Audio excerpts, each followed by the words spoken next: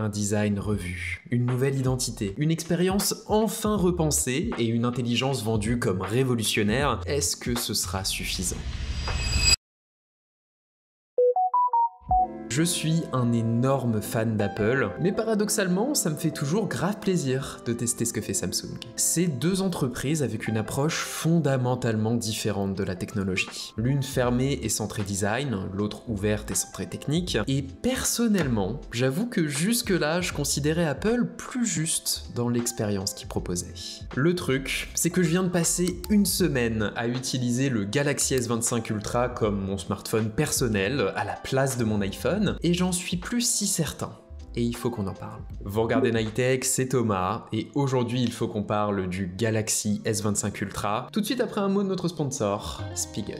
Spigen, c'est la référence pour une protection de qualité, et ils se sont donnés pour mission d'ajouter leur technologie MagFit à votre Galaxy. Sur la Ultra Hybrid MagFit 01, leur travail de design est impressionnant. Elle épouse parfaitement le Ultra, elle protège ses rebords, et elle embarque cette esthétique industrielle qui est typique de Spigen. Sur ce point, ma préférée c'est la MagFit Neo One d'ailleurs, qui combine cette esthétique avec un design transparent ou semi-transparent. En prime, ces deux coques ajoutent un aimant au dos du Galaxy S25, qui n'en a pas de base, avec la technologie MagFit, pour connecter ce magnifique porte-carte Valentinus. J'aime beaucoup. Or, et pour ceux qui veulent simplement rendre leur S25 invincible, il y a aussi la Tough Armor, également aimantée avec la technologie MagFit.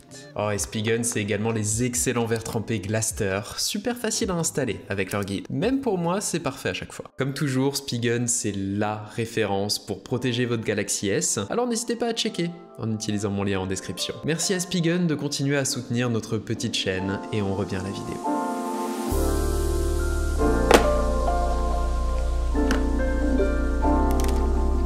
En déballant ce S25 Ultra, et un peu comme tout le monde je suppose, j'avais une question. Est-ce qu'il change suffisamment pour justifier son existence? Bon, sur le coup comme d'habitude, en le prenant en main, je me prends la claque Samsung. Un cadre en titane, de face de verre, encore plus résistante que par le passé, et c'est tout. Je sais pas si je préfère à l'iPhone, mais il y a un truc. C'est un pavé, la forme la plus simple et minimaliste que peut prendre un smartphone, sauf pour ces pictos européens intégrés à l'arrache là. Bon, sinon, sur un téléphone aussi grand, j'étais un peu hypé par le fait qu'il gagne en finesse et en légèreté, mais bon, un demi-millimètre et 14 grammes de moins que l'an dernier, c'est mieux, mais il faut le voir quoi. Par contre, ce qui se remarque tout de suite, c'est l'écran. Une immense dalle OLED qui gagne encore 0,1 pouce, uniquement en diminuant les bordures. Sérieux, il y a même plus 1 mm entre le vide et les pixels, c'est spectaculaire, surtout avec un écran totalement plat comme ça. Il y a des couleurs qui flattent la rétine, une luminosité pas inédite mais très forte, et toujours ce filtre anti-reflet unique. C'est le seul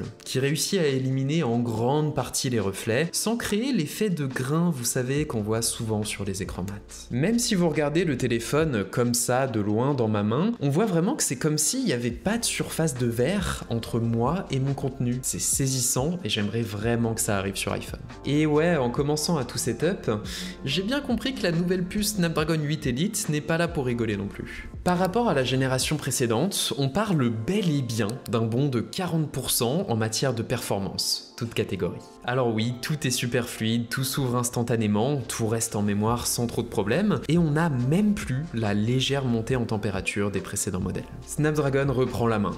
Oh, et niveau nouveauté, on a aussi le nouvel ultra grand angle de 50 mégapixels que j'ai testé vite fait, sympa. Le zoom est toujours aussi bluffant surtout, et le mode vidéo toujours aussi beau. Bref, le ultra s'améliore dans le détail, et ça reste une claque visuelle et technique, mais il y a trop peu de choses pour justifier un quelconque upgrade. Mais j'ai pas de problème avec ça, dans la mesure où on sent que Samsung s'est concentré sur autre chose, son expérience.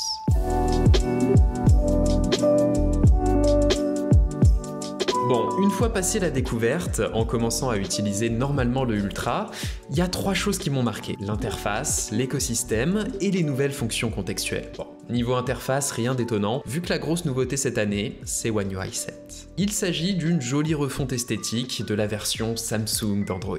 On sent que Samsung vient un peu renforcer son identité avec des couleurs toujours acidulées, en ajoutant un peu d'effet de relief et en faisant la part belle aux arrondis, chose plutôt alignée avec le nouveau radius très léger de l'écran du Ultra. Ça, c'est esthétique. Mais vous savez, niveau pratique, UX, One UI m'a toujours donné l'impression d'avoir un niveau de finition un peu inférieur à celui d'iOS, mais aujourd'hui, je dois bien reconnaître que c'est plus vraiment le cas. La bibliothèque d'applications a été revue. Elle est désormais verticale et alphabétique, avec une barre de recherche qui tombe sous le pouce, chose tellement pratique que j'ai pas eu besoin de personnaliser l'écran d'accueil du Ultra finalement. J'aimerais bien que la bibliothèque d'iOS soit comme ça.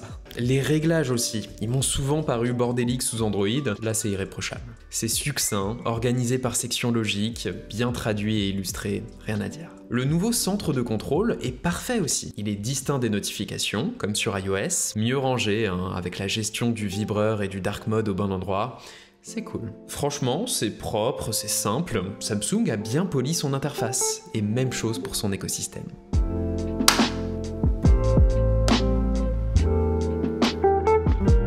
Bah oui, au quotidien, j'utilise pas que mon smartphone, j'ai aussi besoin de pouvoir accéder à mon contenu depuis mon ordinateur, ma tablette, tout ça. Et heureusement, Samsung n'a pas un, mais deux écosystèmes. Le premier, c'est celui de Google. Samsung est ouvert à tout l'écosystème Android et ses technologies, donc pour reprendre mon habitude de gérer mes messages sur mon Mac, j'ai simplement utilisé la web app de Google Messages. Pareil pour mes écouteurs. Mes Nothing Ear adorés se sont connectés instantanément. C'est cool d'avoir le choix. Tu peux acheter les écouteurs, la tablette, la montre que tu veux et avoir quand même un écosystème cohérent. Mais bon, Samsung a son propre écosystème aussi bien sûr. Si je veux contrôler ma télé Samsung, c'est directement dans mon centre de contrôle.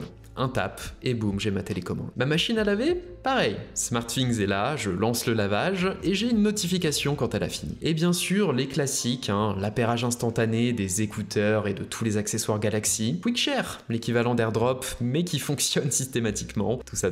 C'est plus uniquement un écosystème avec plein de trucs, mais Samsung fait aussi preuve d'une certaine sensibilité en matière de design qui rend tout ça organisé et plutôt intuitif. Et même chose d'ailleurs sur les nouvelles fonctions Now. Cette année, One UI accueille deux fonctions d'un nouveau genre, la Now Bar et le Now Brief, dont le rôle est de fournir une aide contextuelle. Et je kiffe les utiliser. La Now Bar, c'est assez simple, c'est une petite pile de widgets sur l'écran verrouillé qui permet de suivre un événement en cours. La lecture de ma musique, la progression d'un minuteur, l'arrivée de mon Uber, tout ça, comme sur les activités en direct d'iOS finalement. C'est pas révolutionnaire, mais c'est joli, pratique, ça tombe sous le pouce en bas de l'écran, je suis content de voir ça arriver ici. Et d'ailleurs, c'est dans la Now Bar qu'est proposé le Now Brief, un rapport personnalisé proposé le matin et le soir. Il est construit de façon dynamique en fonction de ce qu'on y fait. Personnellement, le matin en général, il fait un point sur la qualité de mon sommeil via la Galaxy Ring, sur les meetings de ma journée, sur la météo et il me propose une playlist YouTube musique. Le soir, il fait un point sur l'activité de ma journée, il me donne un aperçu du lendemain et un raccourci vers les YouTube Shorts. Je sais pas si c'est la meilleure idée, mais au pire, tu peux personnaliser ce qui est affiché. Et en tout cas, j'ai beaucoup aimé cette fonction pour sa simplicité et pour le fait qu'elle répond à un problème très commun avec le smartphone. Oui, le matin, comme tout le monde, je prends mon téléphone pour checker mes notifs et souvent je m'y perds un peu. Le simple fait d'avoir ce Now Brief qui m'attend, ça m'a incité à juste parcourir mon rapport qui contient effectivement le gros de ce qui m'est utile, le score de sommeil de la Ring, tout ça. Et une fois que j'ai terminé de le parcourir, j'arrête. Et je commence ma journée. Les fonctions Now, c'est des petites touches de design qui ont eu un impact positif sur mon usage. Et ça se combine bien avec l'esprit du Ultra d'ailleurs, avec son S Pen toujours disponible pour noter des trucs et être productif, même écran éteint. Or, d'ailleurs, Samsung a supprimé la liaison Bluetooth du S Pen par contre, donc plus possible de faire des gestes dans les airs avec là. Pour le coup, quand ils disent que personne s'en servait, franchement, je les crois. En tout cas, on sent que Samsung a beaucoup gagné en maîtrise et en raffinement, pas que d'un point de vue design, mais d'un point de vue optimisation aussi. Non seulement le Ultra ne chauffe jamais, mais il sirote sa batterie. J'ai pu tenir confortablement 2 journées d'usage avec, finir une journée avec 70% de batterie, c'est limite insultant pour mon usage, le Ultra est increvable. Dommage que ce soit pas pareil pour ce qui est présenté comme le point fort du Ultra.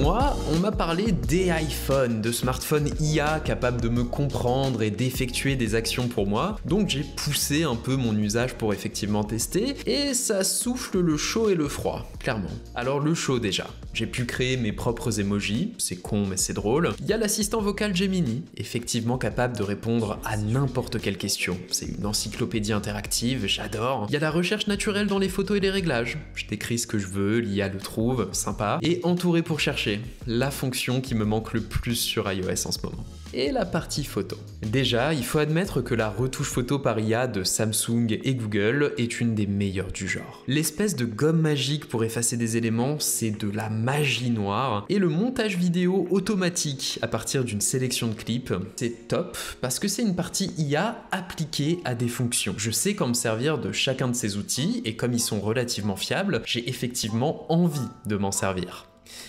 Contrairement à la partie assistant personnel intelligent.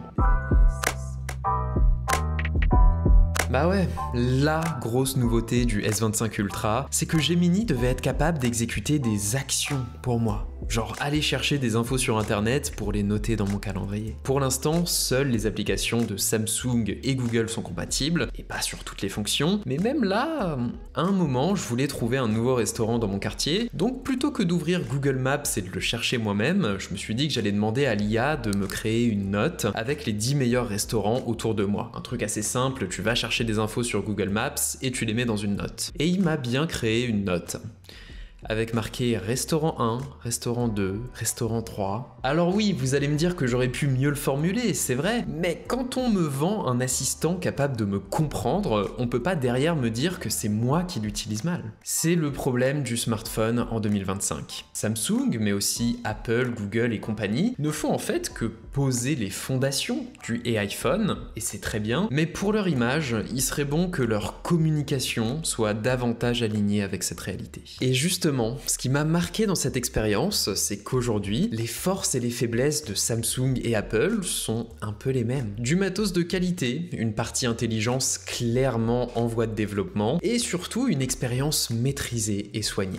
Partie sur laquelle Samsung s'est énormément bonifié, je trouve. Plus que jamais, c'est une question de préférence. Et si, comme moi, vous avez été marqué par le Samsung un poil bordélique du début des années 2010, ouais, il est peut-être temps de leur accorder un nouveau regard.